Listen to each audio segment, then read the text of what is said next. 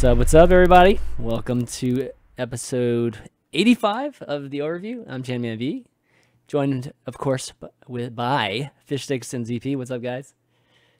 Yo. Every time I hear the number of which show we're on, it surprises me. Like, I should just record myself doing the intro. I literally say the same thing every single time. I should mix it up. Gosh, I just never do. Have it be the same thing every time, then have a robot come in and be like, welcome to 85. It's like a text-to-speech person. Yeah. Just insert that in if you want to go maximum laziness. For me today, I expect to go in between like levels of delirium and way too much energy for no reason. I've basically been resetting my sleep schedules. I've been up for something like so it's a normal 20 hours right now. So normal ZP is basically what you're saying, right? So somewhat, yes. Okay. I usually don't stay up this long. I enjoy my sleep. Okay. Well, we've got a special guest on the show, as you can see. We've got Verbo joining us from the LA Valiant for the first time. It's always great to have a first-timer. Welcome to the show, man. What's up? What's going on, guys? Good, man. Good. Looks like you got a brand new room there. Like that. I do. It's got the white. It's got that white feel, you know, to it, and so that's cool, man. Can't wait to get a chance to really catch up with you and see how things are going. But real quick run through. We've got obviously going to get a chance to interview Verbo. Got a few game things. Lots of pugs going on with pros. A little bit of drama this week. Got with some bans. Drama in the Overwatch community. Yes. What? Yes, we made it, guys. We made it. Shocking. I actually brought up a topic, which is, should players be role models? I felt like that would be a good thing to discuss for us today. And then a few little small things too in terms of Overwatch League news, and a couple questions we got from you guys. Email Q&A. If you have any questions, go ahead and email that to theoverview@chanmanv.tv, and we'll try to get them in tonight because we actually got a room for maybe one or two more if you guys get it in time. But let's start off with catching up with Verbo, and everything that's going on. I think Ben, you wanted to start, way back in the day. So why don't you start us off with this? As always, I'm really interested to know how everyone got to where they are right now. Particularly, what was your entrance into esports and competitive gaming? Do you even have a background in competitive gaming, Verbo? So I played League for about 4 years. I started playing just before I started high school. Nice. I reached about Masters, and then Overwatch came out, and then decided it was a new opportunity and swapped over. Wait. How many people do we actually have that came from League? How many? Do we have how many people? I feel like we have more ex-WoW players than League players, but yeah. I mean, there's a handful of League players. I'd say like one of the more notable League players was Bishu. Coming in, but so you didn't have a background in any FPS games then? No, I didn't play any. Not even casually. Wow. I mean, I played Call of Duty on Xbox, but that doesn't really translate. Totally transfers over. You're pissed that Overwatch console didn't take off, is it? Some variation of an FPS background, but yeah, that's about it. That's impressive, man. Yeah, it's not easy to switch over like that. When you say COD, let me just clarify. This has been a topic between casters, but controller or keyboard and mouse when you played COD? Oh, that's good. I played on controller for sure. Oh god! Wow. Okay. Yeah. Continue. Respect. Respect. So okay. Overwatch. Obviously, it's being published by Blizzard. Blizzard has an illustrious history with supporting basically all of their games as esports. What was it about Overwatch that made you say, "Hey, I need to compete in this," or did you just kind of happen into it from like meeting people on ranked and stuff?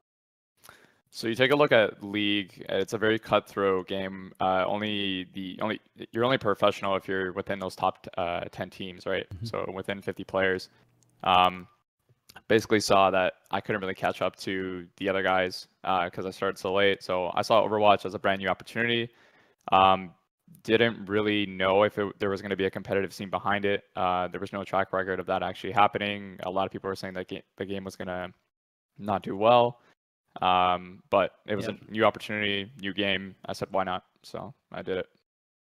Those people are really short-sighted. Let me just get that in there real quick. Like very short-sighted, but yeah. So in the early days of competitive, remind us, who are you playing with?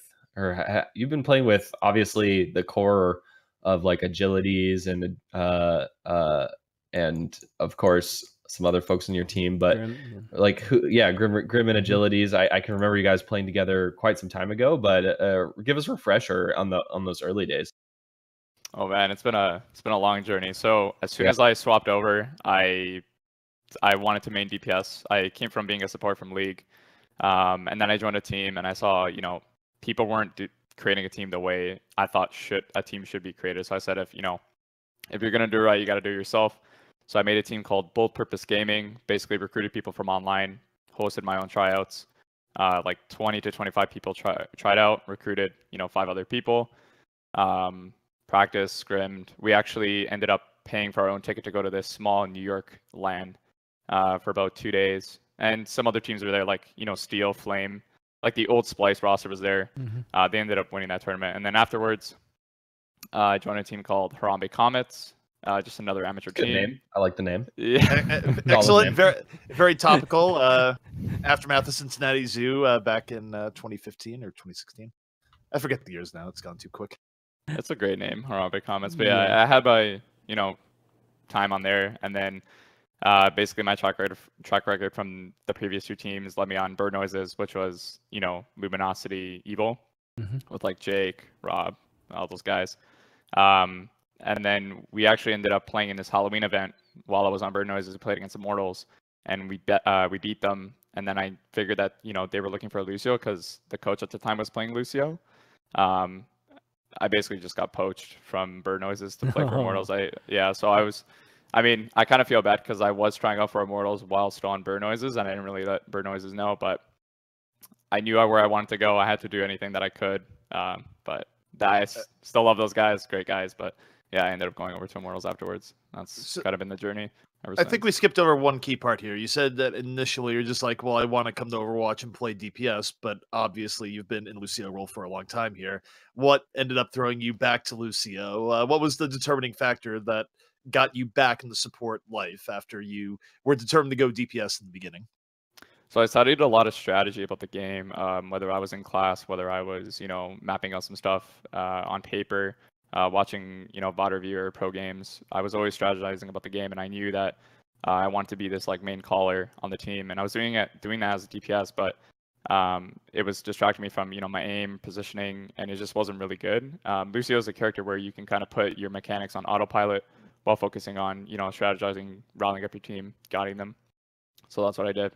Felt like swapping over to Lucio, focusing on calling was the thing that I wanted to do. Mm-hmm. That sounds like you've always kind of had that mentality of like building things up and supporting your teammates. And I mean, I'll just maybe poke in a little bit of a sore spot, but like particularly during Immortals, when you guys were not doing as well, I remember you coming out and being like, I will take the blame for this. I will put the team on my shoulders. Mm-hmm. It sounds like you've had that mentality for a long time. So as a Lucio player, you're kind of just there. And I saw a lot of blame going to the rest of my team. I'm the type of person where I really don't care what the community thinks of me. I really don't care if I take hits. So I basically went on another podcast and I said, hey, blame me, let me take the hit. I'll take the blame. I want them to focus on their gameplay because I don't think it would affect me. I don't really care about that stuff. So that's what I kind of did. Okay, yeah. Why don't you talk a little bit about kind of the ups and downs you guys have had? Because there have been moments where you guys look like one of the best teams in NA, after certain events. And then, there would be like the next month or next 2, there'd be a little bit of a lull on y'all's part. A classic NA cycle. Yeah, just like a classic NA. Yeah. And, I think you guys were part of that roller coaster too. So what was going on during that? Like, was it just meta changes, or were there actually, more of, some maybe internal things at the time or anything like that? I think meta change. Also, like, say you're really good. Say a team is really good at given meta, like Ryan Zarya meta, and then the meta shifts to dive. Some people that don't main Reinhardt or don't main Zarya have to swap and start getting better at different heroes that they're not used to playing. And if they don't really have the motivation to do that, then it's going to affect the team as a whole. That's why we went into roster changes. That's why we went into shifting the roster around and changing things up just to like adjust to what the meta was. So that's why a lot of changes happened when we were losing. Yeah, I mean, you guys actually had a really great month before Contenders. But then, you know, I think you were one of the favorite even in y'all side of the, or just the NA and y'all side of the bracket or groups on NA too. But then, and you know, Contenders was a pretty big disappointment, at least for I think a lot of folks that had high expectations for you guys. Did that have a lot to do with OWL and just a lot, you know, stuff you guys trying to figure out if you guys were going to be able to join OWL as a team, or was that again like another case of something changing in terms of the meta?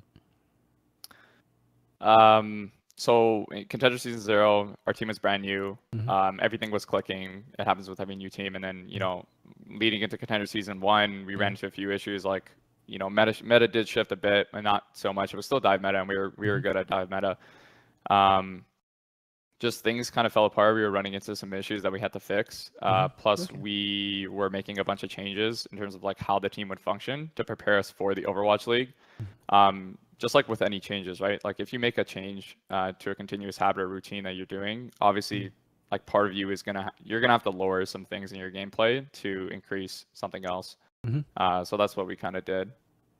So one thing I felt was interesting is that, of course, you guys did have your period of dominance in Contender Season 0, where you guys were basically kings of NA during that time period. Of course, things changed as you went to Season 1, but when I think back at Contender Season 1, I felt like something that really defined good teams in that particular season on both the NA and EU side of things was their basically tank gameplay, how your tanks worked, how they controlled space, particularly in the previous meta. I feel like tanks made the biggest difference, and that's also where you guys seem to be the least sure of yourselves there, where of course it even culminated in a permanent roster change where Hyped ended up leaving the team and all the rest. Can you talk a little bit about, I guess, what you guys went through and trying to solidify how you were approaching your tanking strategy? Like, are you talking about switching between Envy and Hyped? Well, that, and just also, it felt like you guys were kind of struggling on tank coordination all throughout Season 1, whereas in Season 0, it wasn't as big of a deal. Like, effectively, what changed between Season 0 and Season 1, whether it be players, meta, etc., specifically in relation to how you guys were handling tanking? Okay, so previously, like I said, you know, we made changes, right, going into Contender Season 1. And that change was basically, you know, making our tanks more vocal. Because with dive meta, you need your Winston, you need your D.Va, and you need your DPS players to be more vocal. You need a coordinated dive. And that's something that they weren't used to in Season 0. And they were slowly getting used to it in Season 1. Obviously, when they're doing something new or doing something different that they're not used to, it could affect your gameplay, and that's what you were probably seeing. How much did that affect the team mentally there? Because I think you guys were in somewhat of a unique situation, right? Where the average team in Contenders was sort of seeing everything as life and death, whereas technically speaking, you know, from the outside, people were looking and going, this is a disaster, Immortals is getting wrecked, what has happened to them?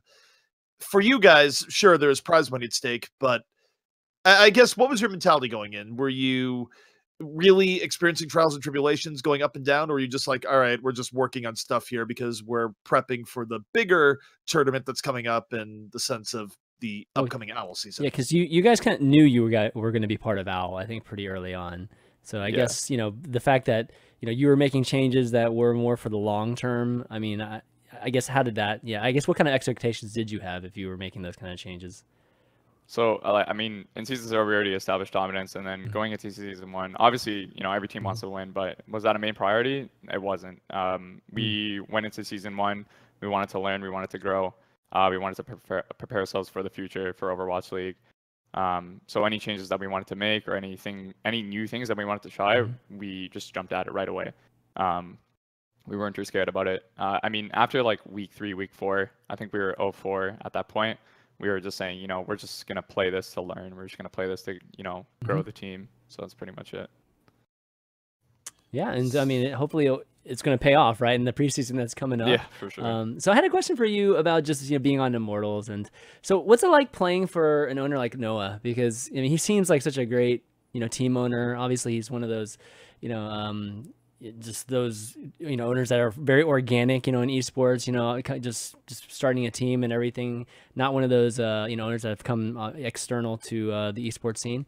But, you know, everything we've seen about Noah and talking about Overwatch League, I mean, it's really awesome to hear. So I kind of want to see what it's like being a player. for Immortals? I mean, Noah as a CEO, he's professional, he's well-spoken, he's honest, and it basically just trickles down from the CEO all the way down to the players. Immortals is an organization where you don't have to act like you have everything put together. You can show up, hey, I have to work on this. I'm not that good, but I'm here to make myself better and grow into that best player that I want to become. And that's the good thing about Immortals, all right? You don't have to come at 100%. You can come at 0% and work towards your 100% while being at Immortals. So, or Valiant. So the roster has changed a lot, and I'm sure you guys have been seeing the community has a lot of predictions about where OWL teams are going to stack up. But you've added quite a few people. You're actually one of the few teams that's almost fully capped out at all 12, or actually you are all 12, right?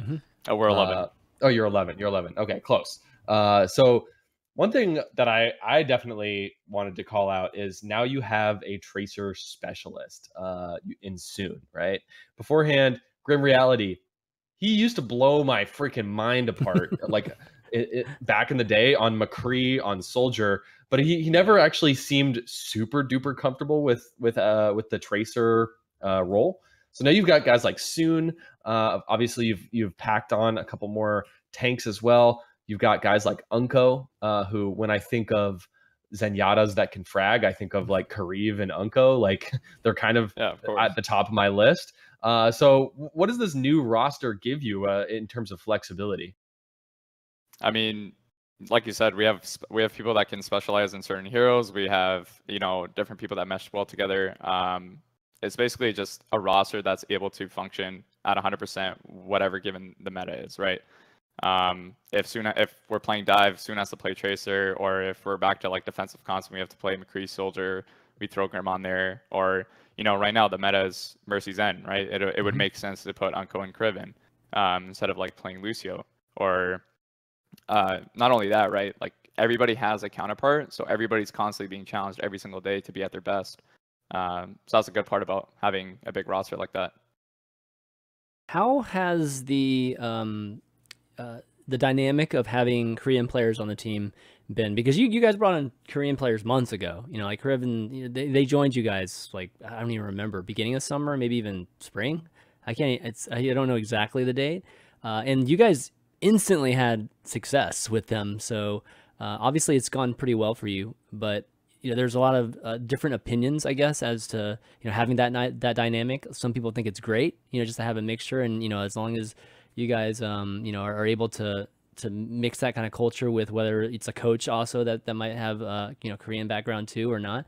But I just want to get your opinion, given that you guys were one of the first ones to do it. Basically introducing a new culture, you have to have the other half being receptive to that new culture. Koreans, no doubt, very hardworking people. It's just that if you have North American players that are not receptive to learning that or trying to meet them halfway, obviously you're going to run into some problems. But that wasn't the case for us, right? So I know some people say like the culture isn't really that good, but it is good because they get to see where we come from, we get to see where they come from. Cultures mixed together, people mesh together. That's pretty much it. It's just an exchange between how things run and how things function. So you've all moved in together, right? Yes. So what's the situation? You have one house, two houses. Like you're in a house situation, not really apartments, right?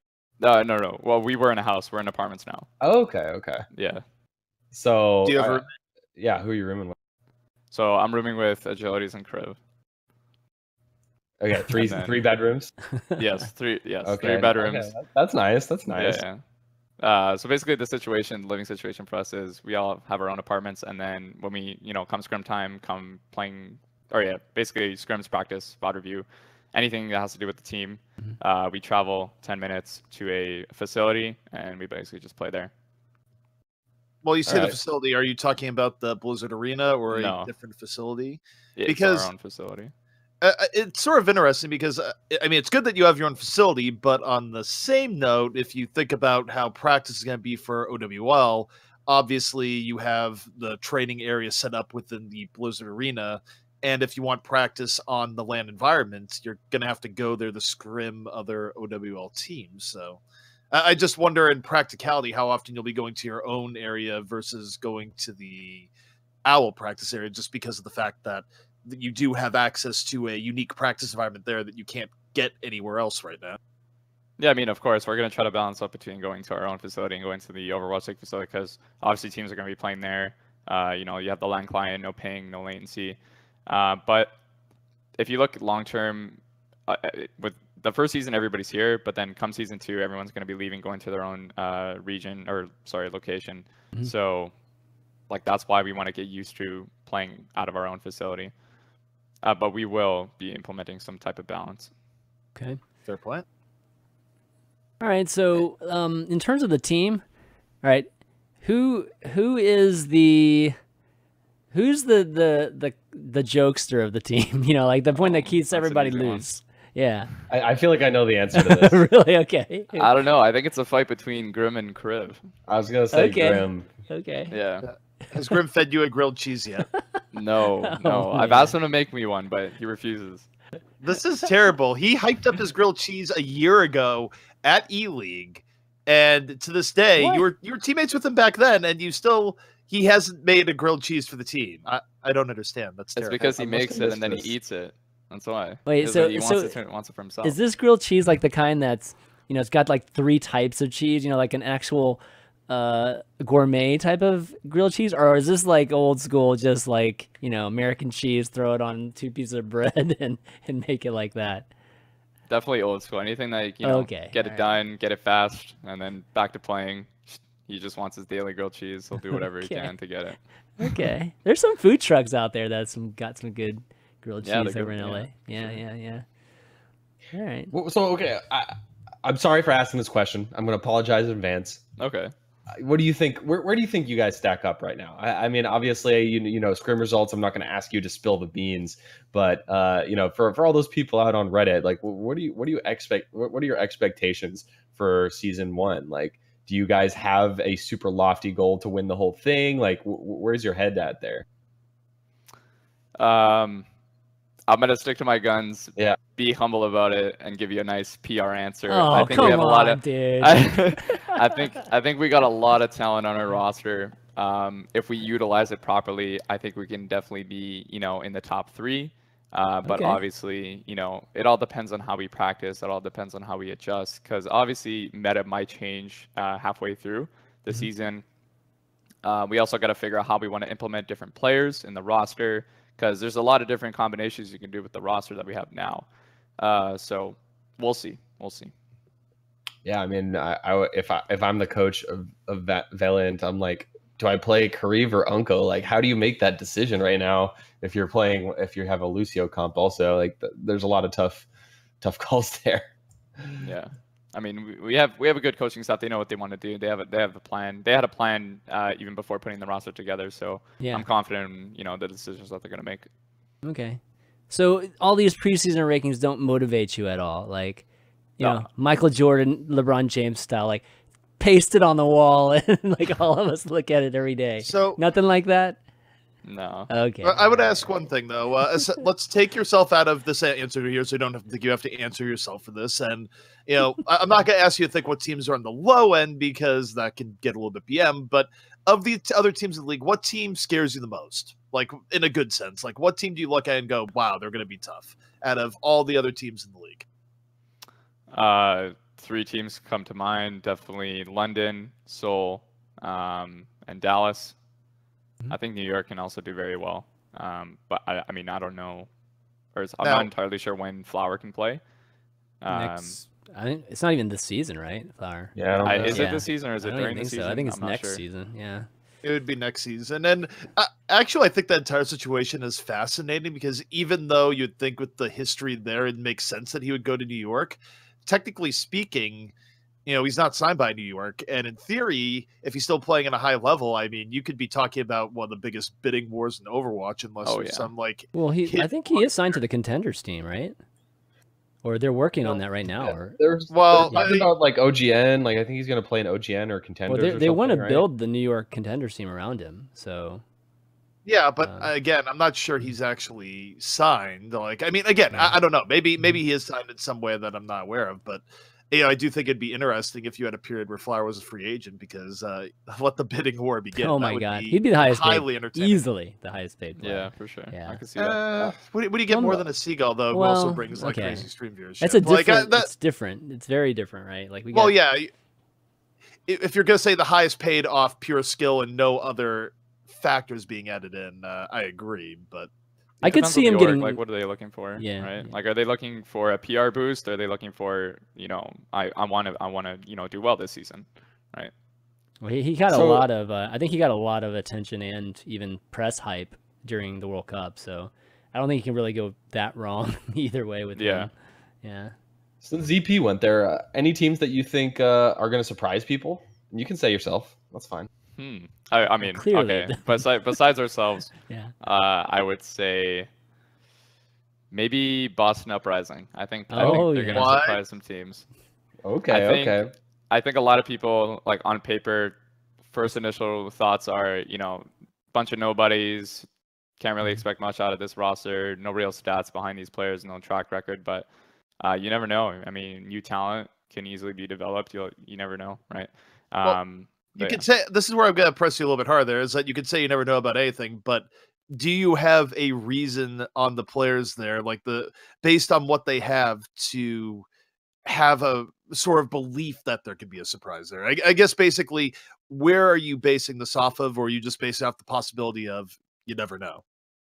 No, I'm not basing it off of you never know. I'm basing it off of you have new players that are hungry, that want to prove themselves, and they'll do anything they can to basically do well and, give their 100%. I think a lot of the players that have been here since, day one or been in the competitive scene, I mean, it takes a lot in you to stay motivated for that long. Who knows? Maybe, those rookies might pass them. I have no idea. But I've definitely, the rhetoric, about the Uprising, I feel like it's been changing, like in the last week or two. I've been hearing good things about Huck. I've been hearing good things about the team. So, yeah, I mean, who knows? Like, I think that they could surprise people right off the bat. Just maybe, I forget what the schedule looks like for them, but it wouldn't be crazy if they won their first X number of games or X number of matches and really start. Their first matchup is against New York. Generally speaking, a lot of the first week matchups like to respect regional rivalries if they exist between the teams. So obviously, Boston, New York is sort of a pretty close classical American sports rivalry. Counter.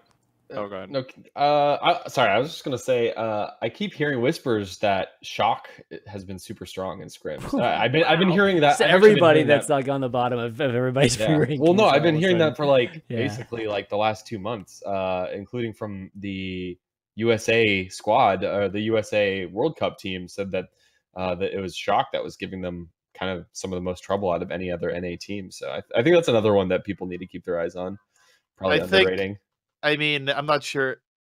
First of all, you're saying most trouble is like they were also the USA team, per what they were saying, they were beating Shock handily. Like, I'm very confused now because you guys are saying like this about Boston and San Francisco. It goes completely against what I've heard in recent times. So I don't know who's saying these things. I mean, now there's a little bit back and forth. I'm not necessarily talking about scrim results or stuff like that, but I'm just saying what I'm hearing is just that people are definitely putting in a lot of work into it, and I mean and trajectory is probably in the right direction is all I'm saying.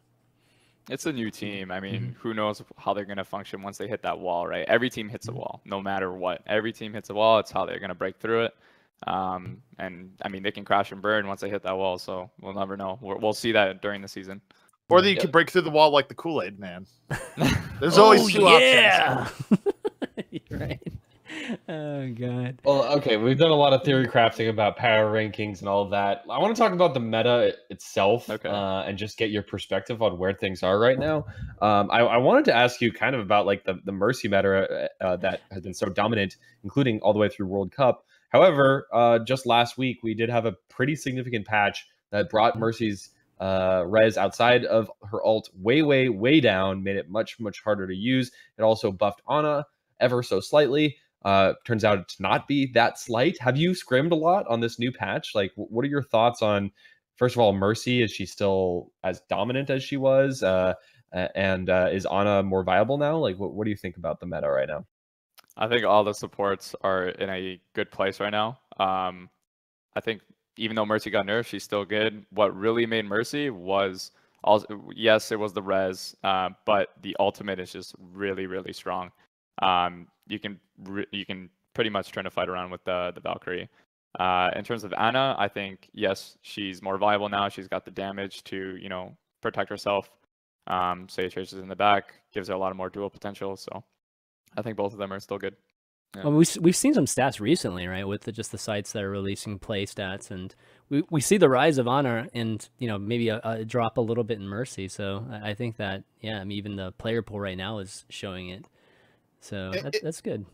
If nothing else, Mercy, and who knows where her actual power is right now, but if nothing else, it actually requires a little bit of forethought in using res now, where it's still pretty amusing if you're playing ranked or otherwise. We'll see Mercy's treat it like last patch occasionally, and they'll just dive in deep and go, I'm going to res this person. It's like, oh no, I'm slowed. Oh no, I can't actually, the res isn't actually happening yet. I'm dead. So you do have to think at least a little bit in regards to where you res, especially if someone isn't safe at the time. You got to check the area before you go in for it. That's true. I have to say, as like playing with this new change, as the person being rezzed, it actually feels more natural to have to wait a second for people to res you, because that's how all other FPS games work, right? Like you don't get res instantly. So I have to say that it's felt like, oh yeah, this is right. This definitely feels very, very right to have that happen. So I have a question for you in terms of Moira. And first off, like, what do you think of her? Do you think she's capable of being viable in the meta? Like just what you've seen of her? Okay. I mean, okay, so big thing about her is she's got a lot of healing, and she can heal multiple targets at the same time, right? Because her healing is in a cone. Not only that shift ability is really, really good for getting yourself out of like tough situations that you might find yourself in. People might think, she's really easy to kill with dive, but I mean, dive in, use a bunch of resources for more. All she's got to do is press shift and get out. You don't even see her when she's doing it. So I think she's very good. She's got almost as the same amount of healing as Ana, but the thing is like the way Ana protects herself is she's got the sleep dart. And you have to hit it in order to live against some type of heroes. But Moira, I mean, the skill ceiling is not that high, but all you gotta do is press shift and you're out and you're good.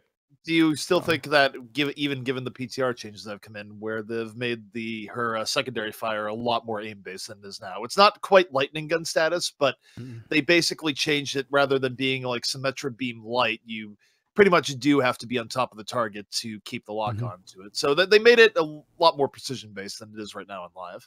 I like how they did that because it rewards the support players that are going to be, in those custom games practicing tracking or practicing their aim instead of just, blindly acting like it's a Winston gun. Yeah. One thing that I think is interesting about it too, by the way, is that, and this is going more to the idea of compositions and whatnot.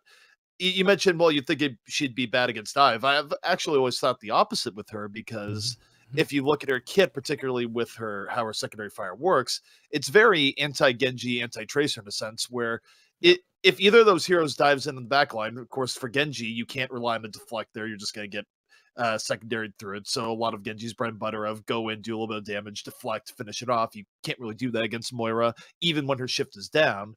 And then for Tracer, as anyone knows, like if you get hit even just a little bit on a Tracer, you're pretty much doomed to die to God knows what. So Moira, just by pure virtue of existing, is going to be able to bring you below breakpoints that are really unpleasant for a Tracer, where, a Moira was attacking you for half a second. Now you died one McCree headshot from mid-range. I don't think it's like fun times for either Tracer or Genji in trying to dive in on Moira right now. Oh, it's good. It's going to suck a lot. I think if they're going to nerf Moira, it's going to be the right-click range, because you can shut down an entire flank that Tracer's taking just by, like you said, damaging her a bit. You force a recall, she's got to wait. Like, that's your window to, for you to dive instead of them. So yeah, I think she's really, really good. Yeah. Is she good on maps that you can't use the orb well, though? I feel like she's so dependent on being able to bounce that orb. So there's a slew of maps where it doesn't really work at all. Like Route 66 comes to mind, like maps that basically aren't all enclosed. Do you think she might even be viable in those situations? what's kind of shutting her down, what's kind of like putting me on the fence about like should we run or should we not, is D.Va, right? Like you throw your orb, all D.Va has to do is just like, throw the matrix out, right. and she gets the amount of matrix that she used back before your orb comes off a cooldown. So like the D.Va's always gonna win that trade. So I think I think sometimes, you know, maybe on King's Row where people run Ryan Zarya, I think she's good to play there. Just like very narrow linear maps. Stuff like that. The hilarious thing to me is that, especially at a pub level right now, there's a talk in Pro Talk going on earlier today about, you know, heroes that you want to know to play for solo, and D.Va right now actually feels like she tops the charts, at least in even in competitive play. Like some teams will run her constantly, like Outlaws and whatnot. But aside from that, if you're just like playing the game normally right now, especially when Moira goes live, having D.Va as a pocket pick is incredibly good, just because it's like, oh, you shut down Moira orbs. That's really good. You shut down Junkrat, who is just incredibly overplayed right now in ladder. And not only that, but you also have the ability to make plays with the hero in terms of picking people off, which is important to actually get anything done in the average pub. Long story short, even though she's, for whatever reason, underplayed right now to an extent in pubs, you probably should play D.Va. She's really good right now. Oh yeah, she's amazing.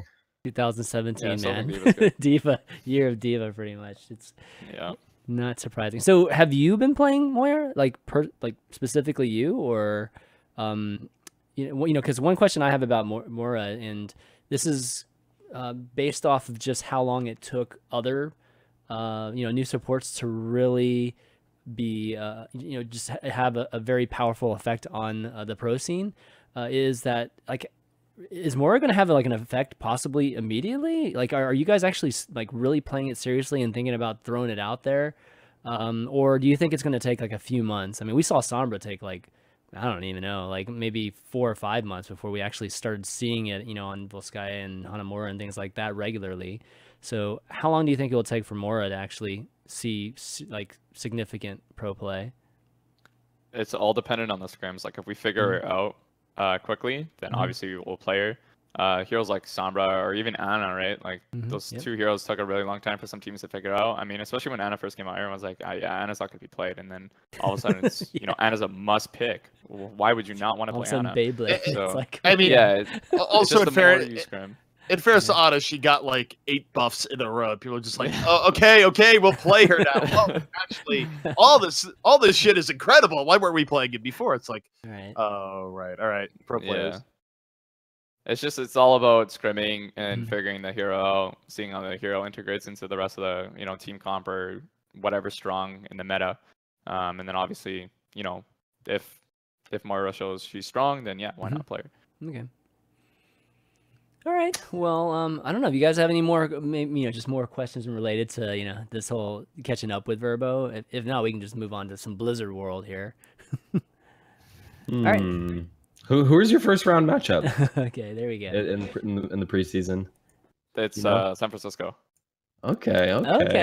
That's gonna be spicy. Ooh. A rivalry. Yeah. Any shit talk you want to throw out there? I mean, we've already won the battle on Twitter, so winning a second time wouldn't be too hard. Okay. In fairness, the only thing that might be worse than the shock in terms of their in-game performance from rumors that we've heard is their social media team, which has taken L's repeatedly, going back to their NRG days for the last 2 years. So I don't know. I'm just saying, what is it saying when you've bested them on social media? Because there's a lot of people that are holding those down right now. I don't want to throw them deeper in the grave than they are now, so I'll leave it at that. Okay. All right. Good stuff, though. We got to get some spiciness, involved just to get these matches really, really exciting or hyped up a little bit more. But let's talk about Blizzard World, because that was announced at BlizzCon, and I was anticipating it coming out maybe just a few more weeks later. So the fact that it's coming out in November surprises me, that just at least in PTR. But have you guys gotten a chance to run some games on it? Maybe even just like get a good look at it in the spectator mode? Yeah, I've seen her in the PTR, or her. I've seen the map in the still on Moira. Yeah, but yeah, I've seen the map in PTR. I think I don't see it as a competitive map, and like that kind of leads me to another thing of you know, there should be a competitive map pool for Overwatch League. You know, maybe max like 8 maps, two maps per game type, just to, like, you know, maximize practice. Because if we have to practice all those maps, it's really hard for us to get a concrete strategy going for each one. So that's pretty much where I'm at with Blizzard World. You don't think it's that great? Or I think it's a great map for, like, if you want to hop in a quick play or like playing in a ranked game, but like strategy, I don't know. I don't see it as a competitive map. Maybe I haven't really played it enough, but that's my initial opinion on it. Is it just like lack of, you know, just diversity or I mean, is it just too straightforward? Is that what you're saying? No, it doesn't even look like the map knows what it. Oh, okay. What so it wants to do. It's just a big map, right? So let me put it this way: in terms of rating against another recent map, which has been fairly controversial back and forth, good and bad, is that if you compare it to Junkertown, otherwise known as Pirates of the Caribbean, if you had to choose between Junkertown and Blizzard World, which would you rather play in their current forms? I would say Junkertown, just because I've played Junkertown more. I don't know. I'm not. I mean, both maps are they're just not great maps. I mean, Junkertown's just not a good map. I don't like El Presidente, dude. It's brought back the awesome strategy that we haven't seen. I literally hop into a ranked game and everybody knows to play, you know, the El Presidente comp and attack. Like, it's just known to play that on Junkertown by everybody. So he's back in Pirate. Man, the times I do it, like my team just gives up on it the minute that they see Symmetra balls and stuff. So it's like, really, guys, come on. Honestly, what sinks the ship more often than not in games I've been in is when people have the general idea of running a Bastion, then they're missing a key part of the actual like the Rhine or the Orisa or a Mercy. Or Mercy. Or Mercy? Like, are you serious? Wow, okay. Yes. Where people just like, let's do Ana Zen. It's like, okay, if one person dies, your ship is sunk. Like, please. You must run a Mercy with this composition or be flawless. And it's a pub, so you're not going to be flawless. You need a Mercy. At first I was like, cool, a map that's way more open. Variety is the spice of life. This is wonderful. And then the World Cup happened, and now everyone knows that you can just run Bastion on attack and defense. Like, oh god. I actually dread getting queued up on that map now. Well, you know, Town is probably the best argument for altering Orisa's shield just slightly compared to wherever it is right now. Yeah. Well, you know, one thing I'll have to say, like, I agree with you guys. I think it's a little ridiculous. At least the matches get a little ridiculous. But at the same time, you know, as just an overall viewing experience, it's kind of nice to have a map that's like so different, you know, than all the other ones. That, I mean, it's significantly different. So even just your average viewer can see that, oh, this is like a totally different strategy on this map. So that's kind of nice. But I think after about 2 or 3 weeks of that, you know, I think people would get tired of that too, because it's just insane, right? But, you know, that's kind of a bummer. Blizzard World isn't that great of a map because, you know, the novelty's there. I mean, clearly I spent a ton of time on this map too, just given that, you know, it came up maybe like, I don't know, even a couple of years ago, I think, or people were, you know, talking about it back in the day. So I think that it's, you know, it'd be a little bit disappointing if that doesn't actually end up working out, that we see it a bunch in competitive. We'll see. I mean, I haven't played. I mean, in terms of scrims, I haven't played any scrims on that. So, but yeah, like my initial opinion is that it's not really a competitive map. But I mean, maybe the more I play it, it'll change. Okay, cool. So you participated in some of these pugs that have been happening recently, over the last, I don't know, 3, 4, 5 days. A lot of the pro players, a lot of which are in OWL, some of which aren't. But most of which are OWL players, have been playing in pickup games. They've been streaming a lot of the points of views. It's actually been one of the best things ever as a spectator and as someone that wants to learn about how pro players communicate and think and play in that setting. It's been absolutely incredible. So first of all, awesome. Keep it up, guys. Like, I guess part of the reason has been like the pros have been wanting to try Moira. But the more we can do this, the better, because it is such a great learning experience especially to hear the comps. Like, that's something you just don't get any other way. As a viewer, yeah, I know. Yeah, it's been awesome. It felt like beta, to be honest. Like, watching all the big name players playing with each other and having some fun at the same time, playing some competitive matches, maybe even a little bit in contenders too. But it's been great. I mean, I've enjoyed it too quite a bit, and it looks like this is going to be happening at least for the next couple weeks, right? I hope so. Yeah, it's just good for everyone, right? Like, it's good for the viewers. You guys like to see good games. It's good for us. We like to play the good games, and it's also awesome that we get to play in a team environment with different type of players, see how they work, see how they function. So it's cool. I mean, it just benefits a bunch of people. I mean, there is one downside to these pugs, which is that how are you going to be prepared the one day when you're in a key OWL match and Grim Reality snaps in the middle of the match and just goes offensive Torbjorn without saying anything? Like, he turns off his comms in the middle of the match and just goes, "I'm Torb." And then he's not Mangachu, all right? Just don't report him. That's true. That's true. Yeah, he's not Mangachu. It's less likely that Grim would do Mangachu, but still, you're going to be less prepared with these pugs than you would by playing rank. Yeah, definitely. Yeah. So one thing I haven't really, every time I watch just all the pug sessions, I never get a chance to catch how they're created. I mean, is it just being created just from Pro Talk and people just getting together, just 12 people just getting together there, or is there somebody actually organizing these things? So what happened was Jake, he created a Discord.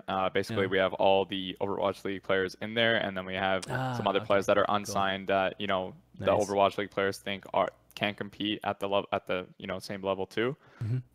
Basically, it's all coordinated in there. Whoever wants to play, they hop in the lobby, and then 2 captains are selected, and then a draft occurs. So there is a draft. It makes me nostalgic, dude. Like that's like how I used to play games competitively for I don't know, 10 years. It's fun. It's amazing. Environment. Yeah. One thing that stood out to me is a lot of OWL players, some players that are not OWL, like Fact Fiction, which is just like so. I'll be totally honest. Fact Fiction was not at the top of my list as like greatest tanks in the West. Until these last couple of weeks, and especially with these pro pugs, his comms are insane. Like, he's like helping these teams be successful, and it just really just puts like an accent on the fact that some of these players just really deserve to be in there.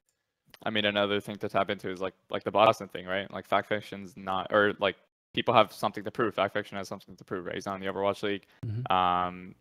He knows people are watching. He knows that there are people that he's playing with that are in the Overwatch League. Say someday, a team needs a main tank. It's just word of mouth. Hey, I was playing with Fact Fiction and Pugs. I think he's really good. His comms are amazing. Let's pick him up. And then like that, it happens, right? That's how most roster changes happen. That's how most people are recruited, just by word of mouth connections. Yeah, like mid-season pickups, man. He's setting himself up perfectly for that because, who knows how much of this is going to be going on during the season, right? So, I mean, good on him, yeah. Yeah, you got to take advantage of this time, like, before the season begins.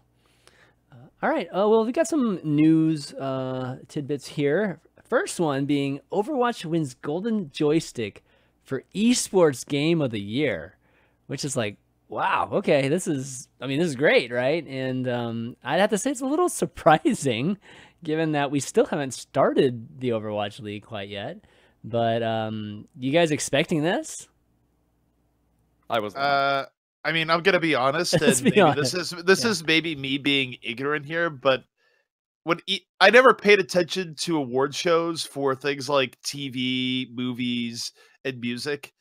I'm not sure what credibility esports awards have, but it's also in the realm where I'm just like, I don't really know who's making these decisions.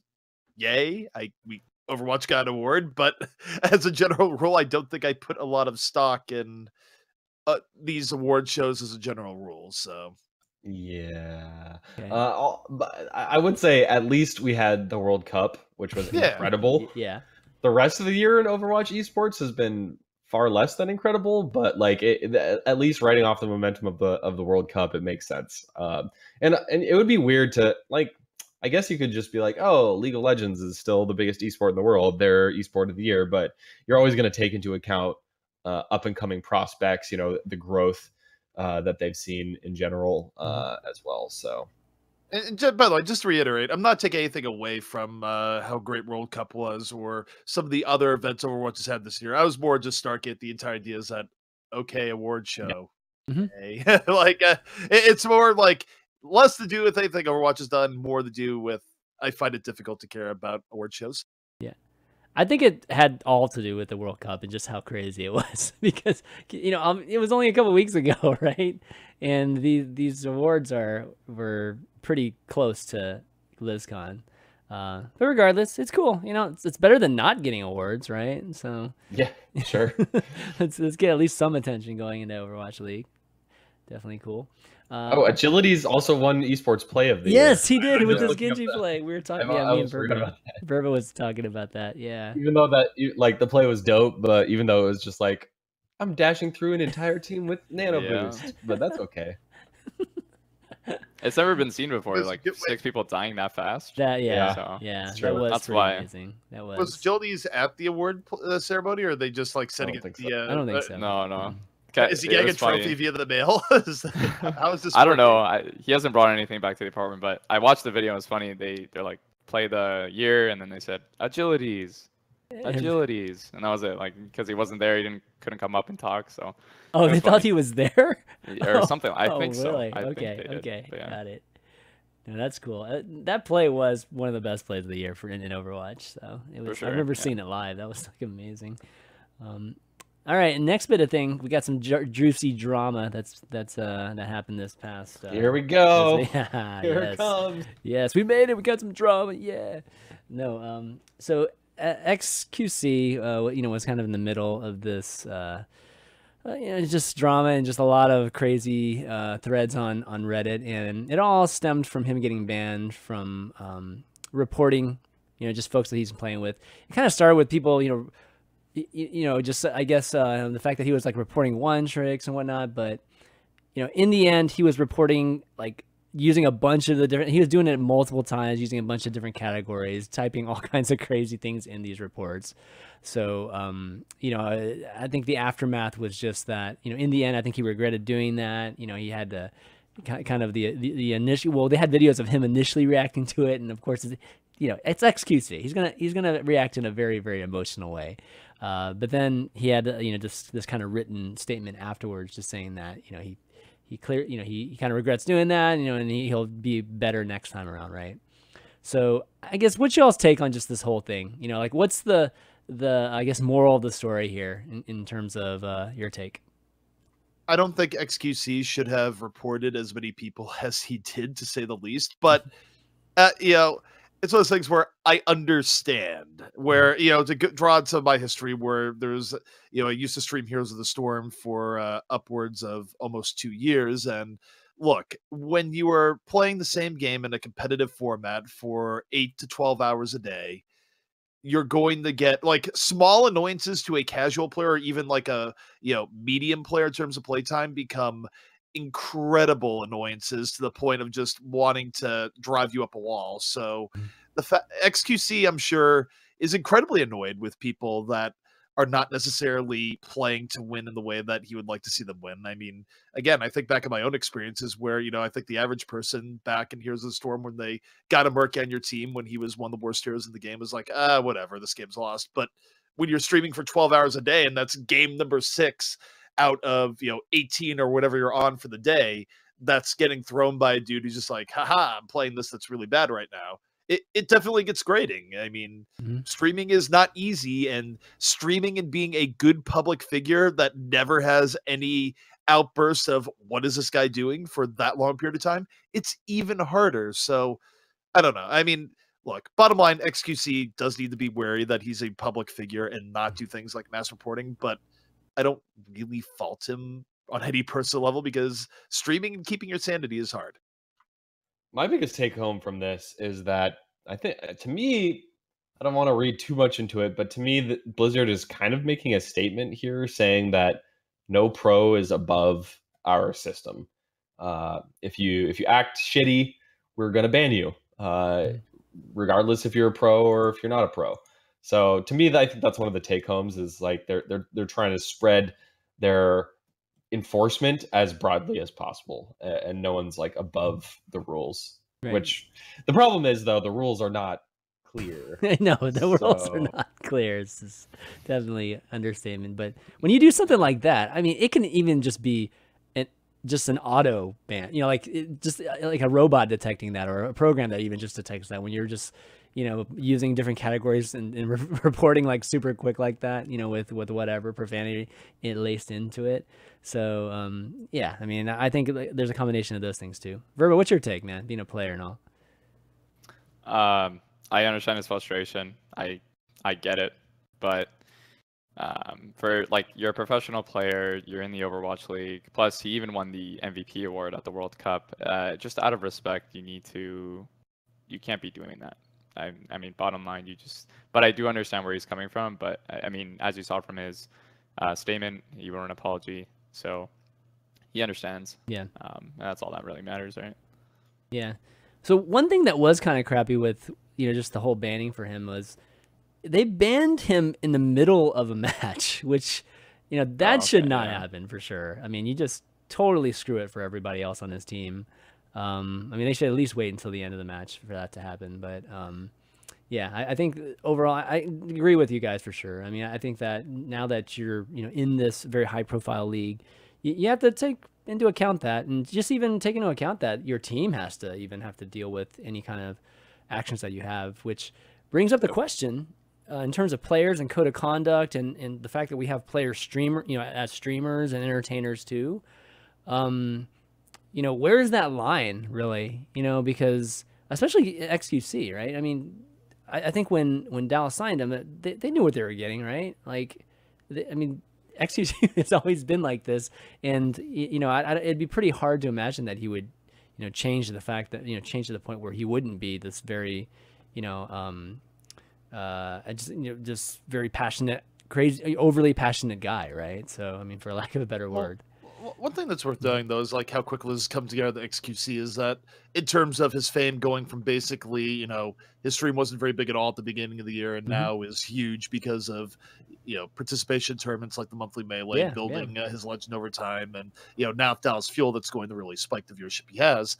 That's not a long period of time to sort of learn proper social graces on a stream and really convert to the idea where, to start from the beginning, you sort of have this idea that when you're beginning on a stream and you have 20 viewers, it's sort of, I'm just streaming, I'm being myself, whatever, like hardly anyone's watching this anyways. It's difficult to transition from that eventually into, all right, I'm a sponsored professional player drawing X amount in salary, and this is a production for people to watch, and I have to be very careful what I say, otherwise I could put my sponsors, my team, and myself in a very bad light.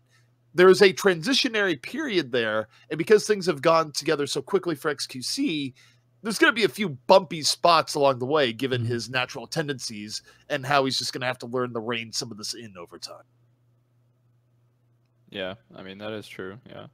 Seems like a good segue, Chris. Yeah, I mean, this is so the segue is into the topic of the week, which we have this week, which is has all to do with a discussion that Flame kind of brought up. I mean, it kind of spread into the subreddit too, and everybody was giving their thoughts on Twitter as well.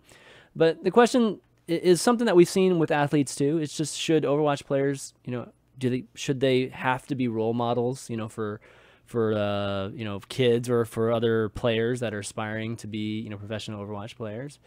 And, in this particular case with XQC, I think that, seeing him be like that on stream is entertaining for people like us for sure. But is that, what we want him to be doing if he's going to be one of these, players that are going to be, at the forefront of this league?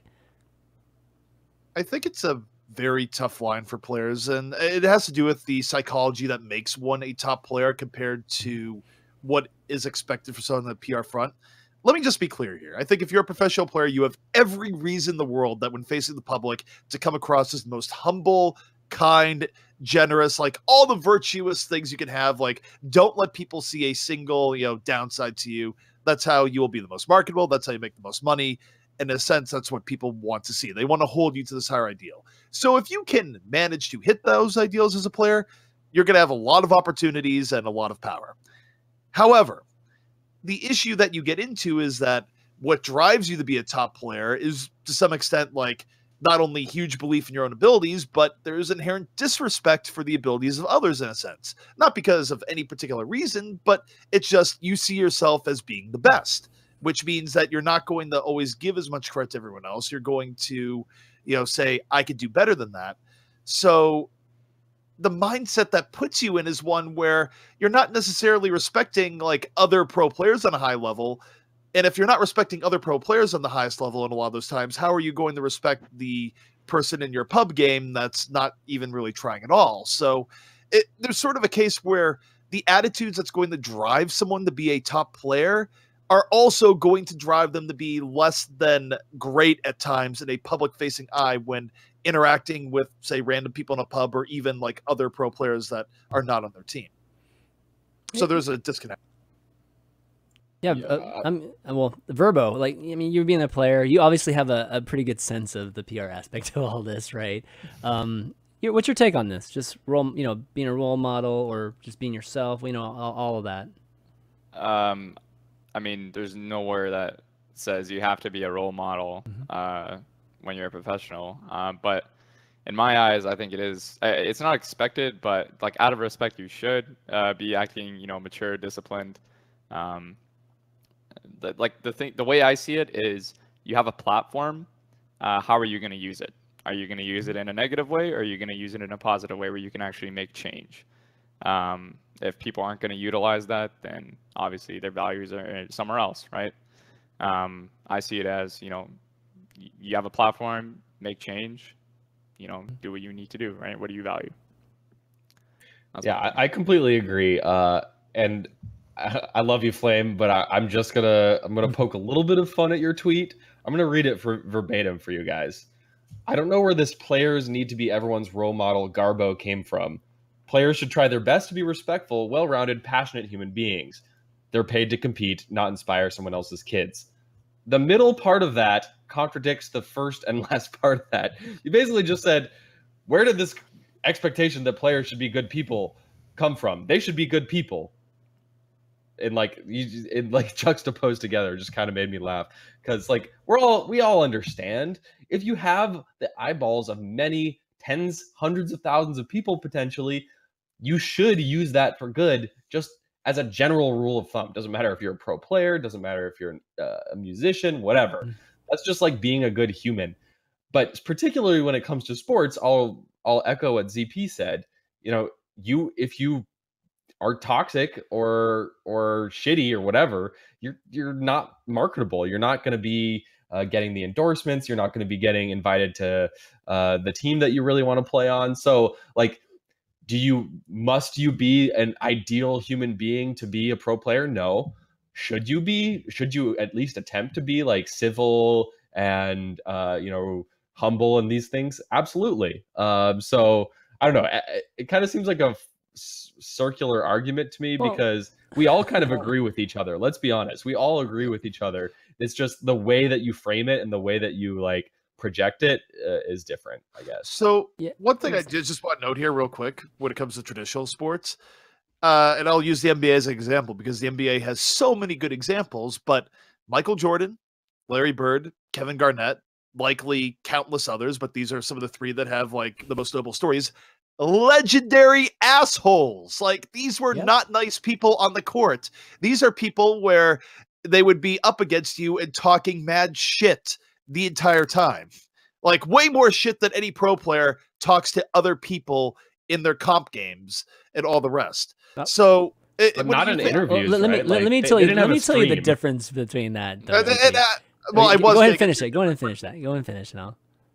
I was just going to say is that the differences between the two is that there is a strong like separation between I'm playing the game versus I'm now in the media for those players. Whereas when you have streaming and otherwise, it's sort of like you're streaming Michael Jordan, like beating the crap out of people in a pickup game where, by the way, Michael Jordan still talked a lot of shit.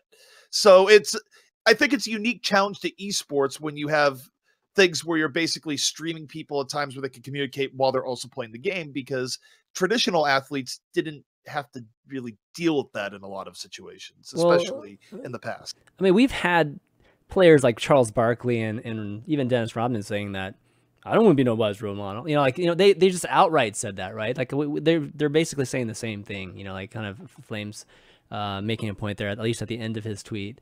And the thing about Michael Jordan, particularly Michael, it was the guy that it was like my idol when I was growing up, and I was like totally, eating or drinking the Kool-Aid, that they were feeding me about Michael Jordan.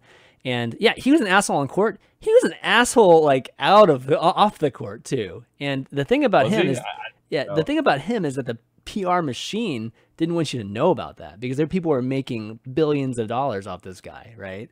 So, whether it was Nike or whatever his sponsors are, I mean, all those things were just covered. I mean, we've seen it to a little bit of extent with just like what you saw with Tiger Woods, right? But Tiger wasn't like, I would say, an asshole like Michael was necessarily. But, there's a lot of like covering up, what these people are really actually like. Not even them necessarily choosing to do this or not. There's like other people that, man, we're going to lose a lot of money if he like, really shows who he is. And, that's the part that's like, oh, I mean, I don't know if I really want that. Like I do want the players to be themselves too. You know what I mean? Well, now you have the interesting dilemma of streaming, where streaming is sort of this intimate window into some of the thought processes of your players. And it's like reality television, yeah. I'm going to guess that if you had a stream of Michael Jordan in his day-to-day life back when he was being this legendary asshole to everyone, that it probably wouldn't have gone over super well. Like you think about some of the comments that get thrown towards, say, like Sinatra. So there are people who are like, man, Sinatra's being toxic. Like you see Michael Jordan just like flip the coffee at the assistant, like I asked for cream in this or whatever. Well, I mean, he was a dick to his teammates. It's like, I mean, it's. Anyway, my point is that like I do agree with you guys, but at the same time, it's like I want these players to be themselves too, because eventually you're going to have all these other parties that are going to be trying to manipulate the image anyways. So that's what I'm saying. Like you're not expected. It's like, what do you care about, right? Like Flame said, these guys we're paid to compete. That is true, but I mean, is that all you want to do? I mean, like you can do so much more with where you're at right now with the platform that you're on, right? I don't know, but again, like that's my take on it. I love to compete. I believe me, I'm so passionate about competing, but I see more than it being just a competition. Well, one thing to note here too is that there's very differing backgrounds for a lot of players in the league where, look, bottom line is that a player that's like older and like maybe 23, 24, which is still like fairly young, but like on the older end of the spectrum for players that say is like been through college, had some like classical training, like has maybe worked like a white collar job at some point. Like there's life experiences that can definitely rein in some of your, crazy passion, I'm going to say whatever comes to be factor. And then you have players that, they're 17 years old and they haven't had the, ability to benefit from that education or that life experience. And now they have to learn all of this on the fly in the public eye where they're very likely to make mistakes. So I think it is a rough situation for the players to be in, where you have these phenom talents that oftentimes are very young that haven't had the time to really develop these life skills because suddenly they're thrust into this unique, one of a kind, once in a lifetime opportunities. So, I mean, it has its upsides and downsides. Yeah. All right. Well, I think that's definitely a good talk there about role model. I'm sure this is going to come up again the next time somebody makes it on the front page for whatever reason. But another bit of news in terms of Overwatch League and what they announced is that, there was rumor before that they were going to create an award that in memory or just to honor like Internet Hulk or just as a tribute to him each year.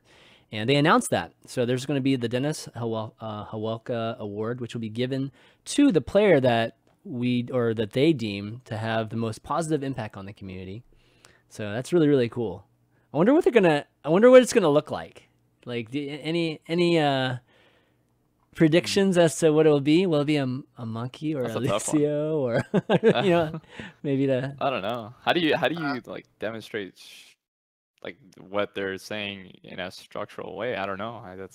I don't know if it'll be a hero. I don't think it will be. It'll be Mhm. something else. But What I would do is, the entire, if you draw from Overwatch lore, you have the Professor Winston with, baby Winston when he was, oh, okay. a tiny monkey. So basically, Okay, use Professor okay. Winston, but put Hulk's face on him instead of whatever his face is. He doesn't have a face now. Like, we're just gonna put Hulk's face on there, and he's holding Winston's hand. Like, I think that'd be a cool trophy. Okay, yeah, I think that would be Yeah, nice. That right. would be pretty cool. On top of that, there was actually a bit of icon mod that was changed recently in honor of Hulk 2, and there now if this is like in the the spawn area. Now, if you look on the wall, you can actually see that there's a candle there with a poster that has I Heart DH, and yeah, that's a really cool touch. We were talking about during the Hulk Taxi Cup, the PTR message, the actual server message, had a little message for Hulk, but this is like another level. This is actually being in it, and I think it's permanent, right? It's going to be there forever. It's really, really cool. Yeah, I awesome like that. gestures from Blizzard. Mm-hmm.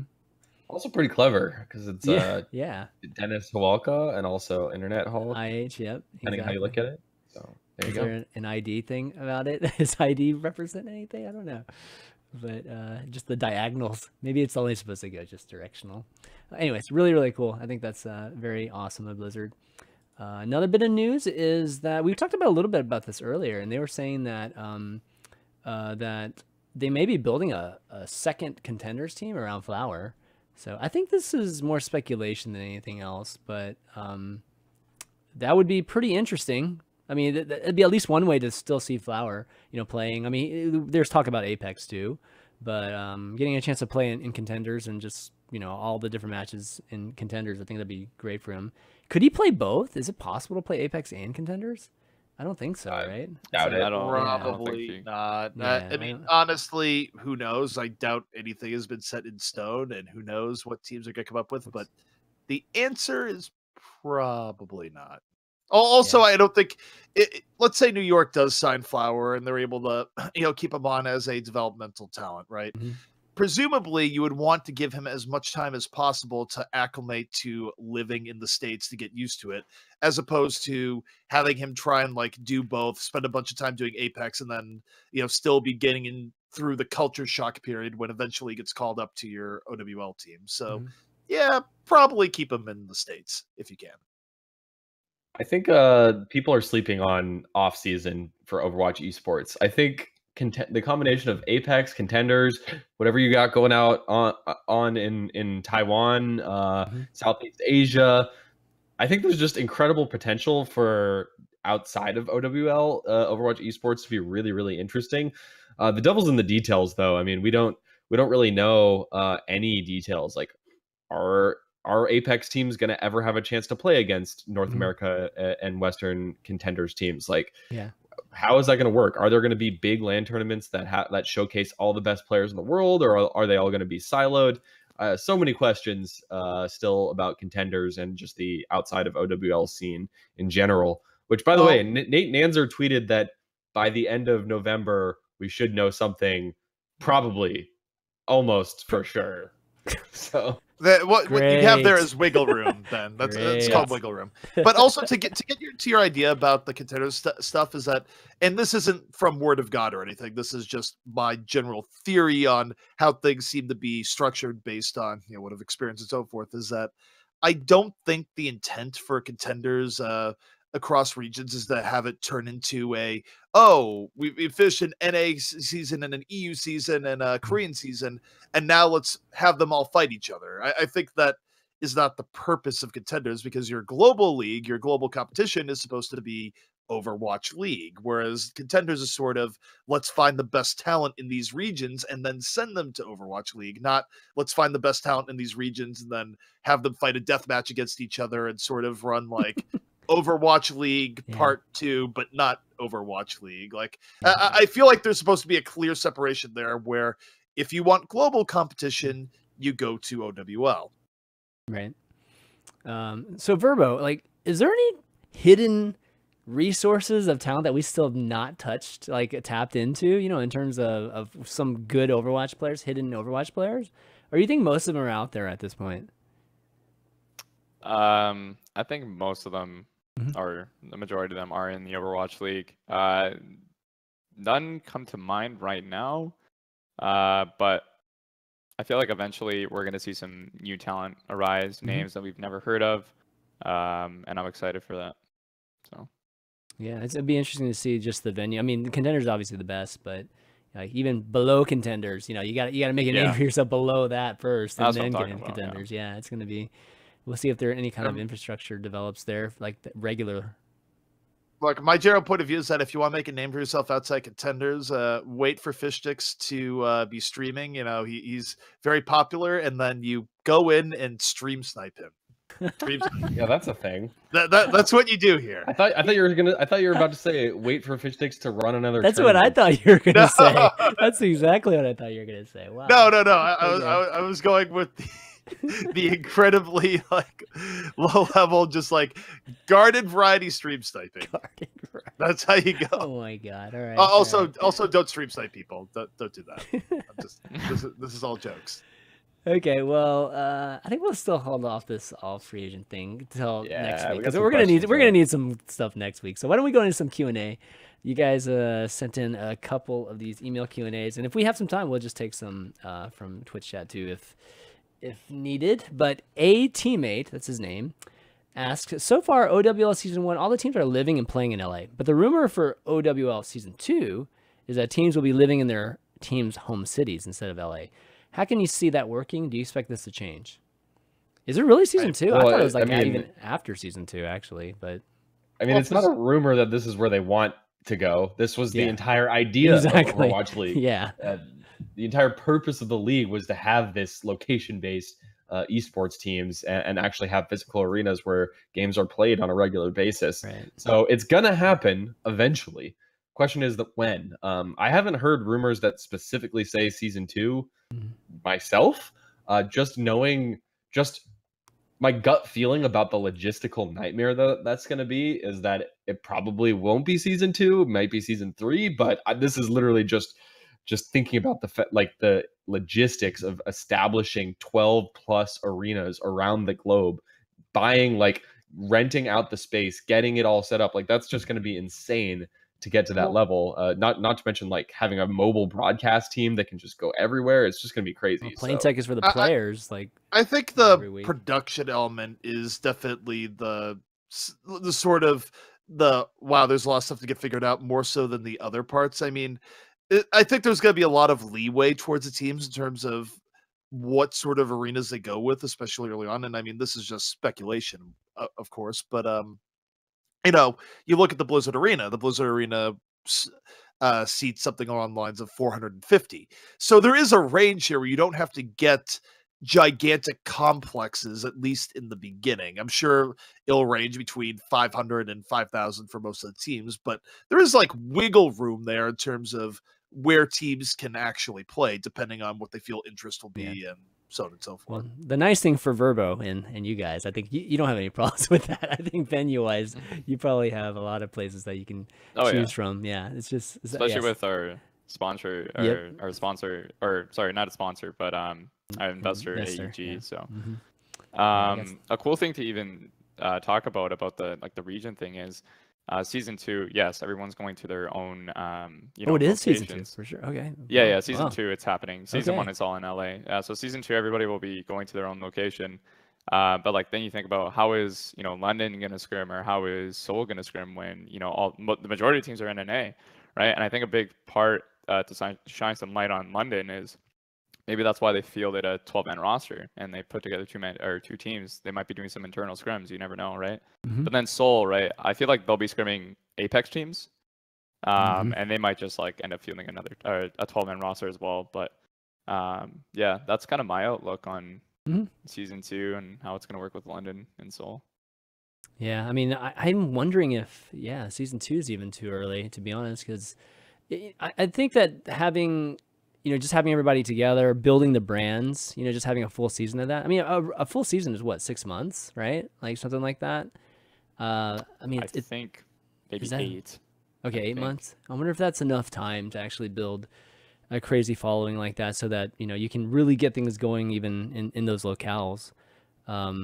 but that's going to be pretty cool if that's what they end up doing, you know. And I'm not sure where at least the Florida Mayhems are going to end up, you know, landing, given that it's basically anywhere between Orlando and Miami. It's a long distance that they can just, you know, basically plant themselves.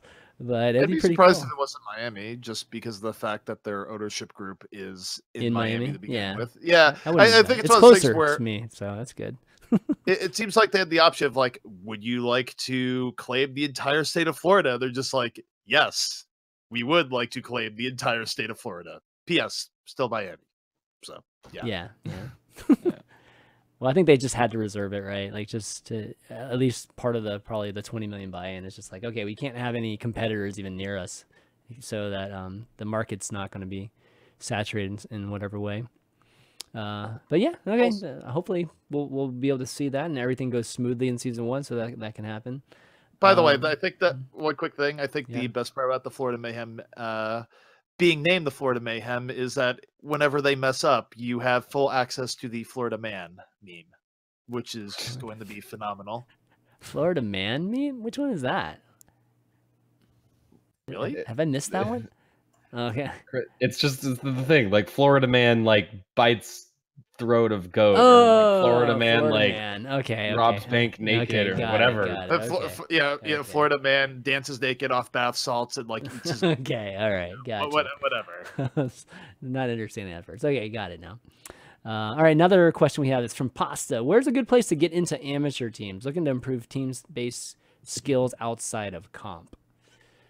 So, yeah, I mean... Well, Open Division is a thing, and it's going to be run officially by Blizzard. I think they're farming out some of the like the admin and tournament organizational aspects of that out to third parties. But that's another thing we're still waiting for details on. So we don't really have any details on contenders right now. We don't have many details on Open Division. My feeling is that Open Division is going to start to be the place to prove yourself. That's absolutely the idea behind it. Is you start as a player, you go through quick play, you go through ranked, you try to get masters, grandmasters, then you play an Open Division team.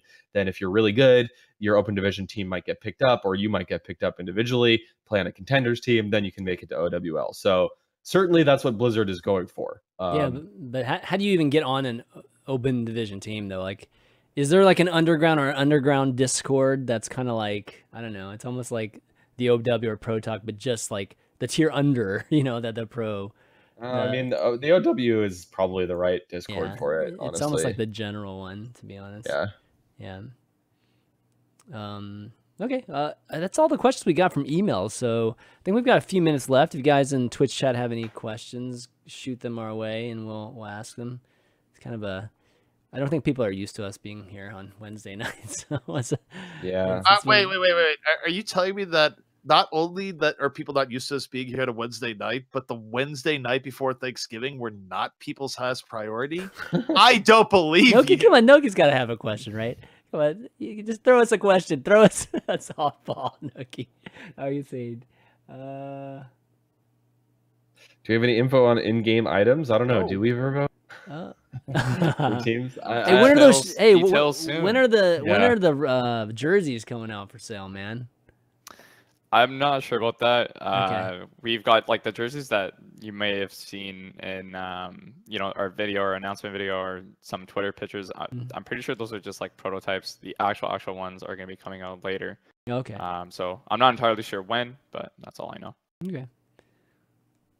I've said this on the show probably 36 times at this point, but for the love of God, please give us in-game merchandising for the teams that supports the teams and supports the players and supports the league. That is how you're going to make this work. Blizzard, I know you're probably 99.8% doing this already, but sweet Lord, please do it. Please. Just if you're thinking about not doing it, you should change your mind, because that's infinite money, dude. I think what you're saying is you want them to put on a pair of Nikes. Is all I'm getting from this.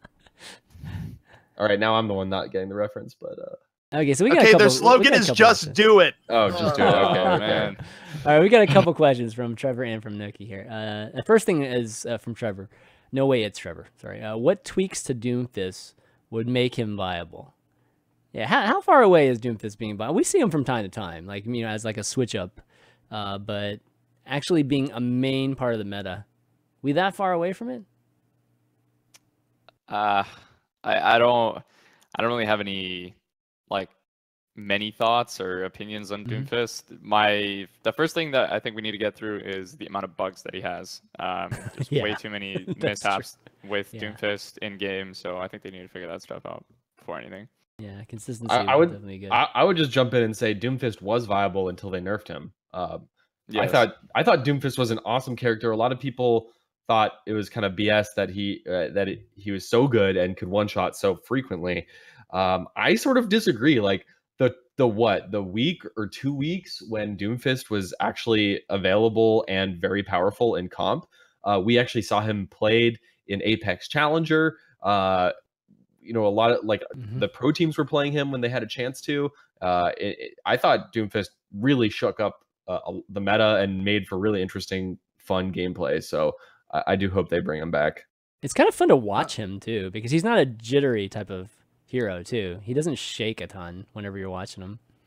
I'm going to be honest, I'm not actually convinced that he's not viable in the way he is right now, but the thing is that you've now created a super niche hero that requires a lot of incredibly focused practice time in terms of dealing with him without relying on some common FPS background, like say Widowmaker is in the same boat, but Widowmaker is relying on people's common background with hitscan.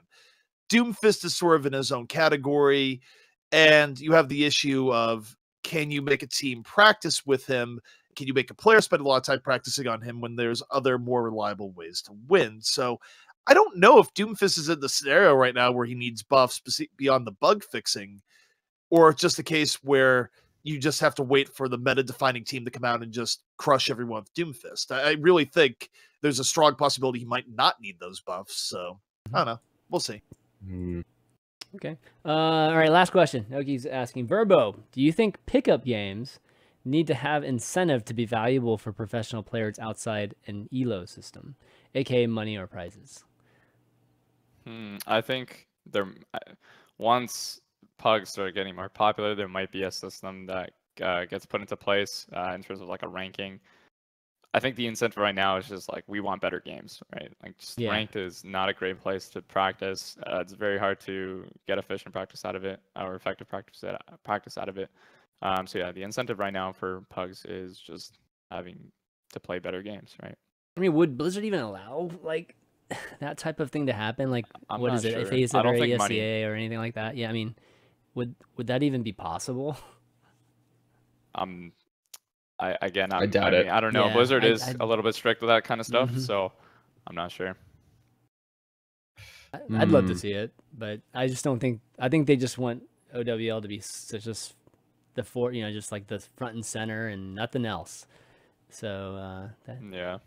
The other thing too is I think there is some idealism there to an extent where they're sort of like, look, if you start creating APIs and supports for third-party pugs, ladder is effectively gone forever. I do think there is sort of, at least a good-natured yearning to fix a ladder and be like, well, why can't we fix our ladder? Versus just going, all right, screw our ladder, do the pugs. So I do think there is kind of a tension there where Blizzard themselves probably would like a few extra cracks at making ladder itself good before going to a situation where once you enable the third-party support for all these other things, I mean, you're killing your ladder at the top end, and that's where you leave it. So maybe it'll eventually get to that point, but I assume there'll at least be a few more reworks of comp before it got to that point. We're not using ladder for anything anyways. Like, what are we using ladder for? Like, there's no grinding. I mean, there's no qualifications for anything being, like top 500 or anything. So I don't think it even matters, to be honest. Like if the top end, maybe ladder's just for more of the semi-pro casual scene, and that's fine. Like, yeah, do you have a problem with that, Verbo? I mean, that's fine for you guys too, right? I mean, you don't have to play these kind of games. Like, yeah, it's not bad. I mean, I don't know, maybe like some of the people that are in the amateur scene might feel like, oh, the pros are not playing in this, I'm never gonna really end up playing against them. I don't know, that might affect it, but I do agree with ZP. I think they should try to fix ladder a bit more. But right now, the state that it's in, it's just, I would much rather play pugs over the ladder. For the record, I will give here my solution to the ladder, which is a little bit out there, but I think would be actually quite good for the ladder as far as it goes. I mean, actually, I'm gonna throw this is our weekly. This is out. our weekly to our advice on trying how they're changing the ladder here. No. We always have it. This is a very simple way that I think would address smurfing to an extent, just because it's opportunity cost and otherwise. Is that what I would do? Is that I would create a hot zone for ladder that is available, maybe not even every day of the week, but say 3 days of the week. On a rotate schedule, not the same 3 days every time, but something along the lines of in your time zone where say for North America, you could set from like 6 to 10 Central to try and like make all sides happy here. You have a second ladder that's opened up here. And this is a ladder where the matchmaking only goes in once every 30 minutes. So you have effectively an extended search time combined with a focused window to incentivize people to queue. The goal here is that with this limited opportunity and increased people with also increased queue time, you would get much more tightly tuned matches for this window.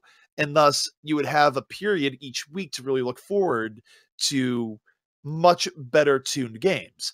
Now you might go, well, didn't you say that was going to help prevent smurfing?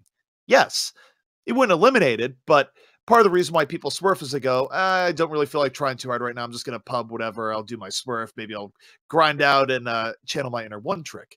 If you have a window of time where you can only play this like elite ladder for X amount of hours per week, do you want to waste those hours on a smurf? Probably not.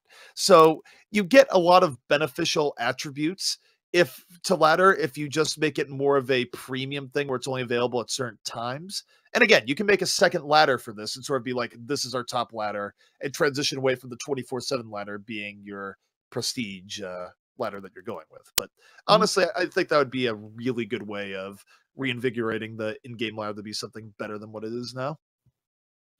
Yeah. Pickups have been a staple of every competitive community I've ever been part of, and I'm old school, so I haven't played a lot of games with ranked systems. It's really just been Overwatch and like StarCraft pretty much. But without the ranked system, this is how everyone played high level FPS and any other competitive game, any other team-based competitive game in general for decades. So I certainly hope that it's something that we continue to see, even if it's not like for the tier 1 OWL Pro or even for contenders players. I just hope that there is a healthy pickup game scene, because going back to one of our earlier points in our earlier questions, like how do you get into competitive? I think pickups are the best possible way to do that. You get to know people, people get to like really not just like, oh, I've played with him a few times, I kind of know his play style, but like the comms are on another level, the teamwork's on another level. So yeah, hopefully it's a thing for at least semi-pros. Yeah. All right, guys, thanks for the questions tonight. I think we're gonna wrap things up. And again, if you guys have a question for us and you want us to read it out on next week's show, go ahead and email that to the overview@chanmanv.tv, and we'll try to get it in. But Verbo, man, thanks for coming on tonight, joining us. It's a lot of fun having you on. Thanks, I appreciate it. I appreciate you guys inviting me over. Yeah, you got any shout outs you want to do before we take off? I mean, just shout out to Valiant for, we're going to be playing in the Overwatch League. I'm excited to represent LA. Shout out to my teammates. Love you guys. And that's pretty much it. All right. ZP, shout outs. Follow me on Twitter @TempoZP. Such an impassioned plea. Wow. That was just like almost nonchalant there. That's okay. Whatever, like same shout out week in and week out. Like, just screw it. Follow me on Twitter. Okay, all right, good deal. Ben, how about you? I honestly have nothing this week. Like, there's nothing special going on right now. Hopefully, hopefully Moira comes out tomorrow. That would be sick if Moira comes out on ranked. Then we can all enjoy that together. But yeah, I guess we're getting really close to the start of OWL. I think that's what I'll shout out. December 6th. Mark it on your calendar. Countdown, man. It's only preseason, so I'm like really, really curious to see how the games actually end up panning out for the preseason. Like, is it going to be the B rosters? Are like people going to just like be trying all kinds of weird stuff? We have no idea, but we're going to see the production value and the hype. Yes, that's what it's going to be real. So Overwatch League coming soon. We'll see you December 6th. It's gonna be rad. Yeah, that's what I can't wait to see just how just how much tighter, you know, the production is going to be. That's the part I'm most excited about. But yeah, definitely preseason. Thanks everybody for watching tonight. I know it's like night before Thanksgiving, and I can't wait to eat some turkey tomorrow. So hopefully everybody has a great Thanksgiving holidays, and go shopping too. There's going to be some great deals, I'm sure. But you can find the overview on youtube.com/ChanManV, the VODs, and you can find us on audios too. Just by going to iTunes and looking up Overwatch. And if you like us, leave us a 5-star review because it really helps out. And we're also on Google Play and soundcloud.com/ChanManV. But that's going to be it, guys, for this week. So for Verbo, ZP, Fishstix, and myself, ChanManV, we'll see you next week.